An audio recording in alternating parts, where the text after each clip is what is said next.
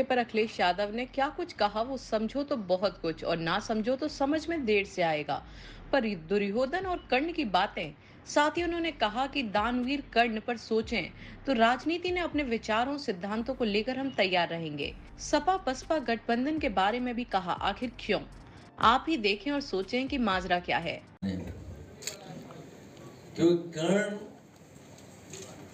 और दानवीर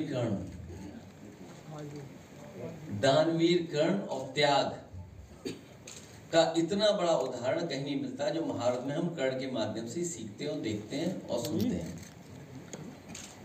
लेकिन जैसा अभी कुछ देर पहले कुर्सी की बात हो रही थी, तो राजनीति में अपने विचारों को लेकर के, अपने कार्यक्रमों को लेकर के, सिद्धांतों को लेकर के अगर कुछ त्याग करना पड़ेगा तो हम समाजवादी लोग तैयार रहेंगे।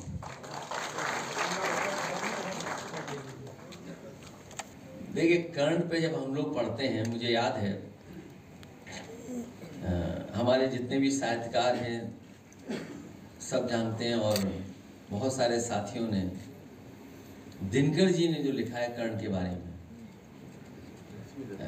रश्मि रति में, शायद उससे अच्छा कर्ण के बारे में नहीं लिखा गया हो।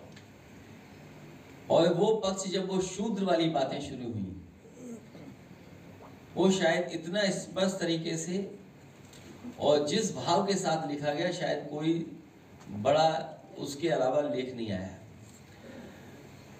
जो गठबंधन था वो ऐसा गठबंधन था जो बाबा साहब भीमराव अम्बेडकर जी, डॉक्टर राम मनोहर लोहिया जी करना चाहते थे अपने जीवन काल में, वो नहीं कर पाए।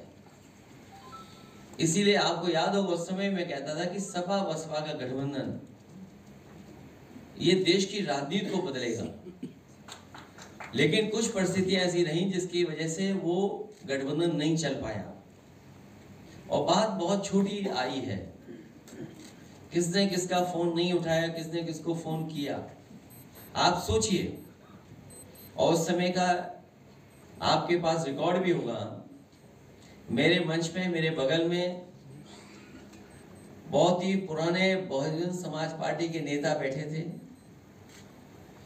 और जिस समय मुझे सूचना मिली कि सपा बसपा का गठबंधन तोड़ दिया गया है या सपा बसपा का गठबंधन आगे नहीं रहेगा, तो सबसे पहले मैंने उन्हीं से पूछा।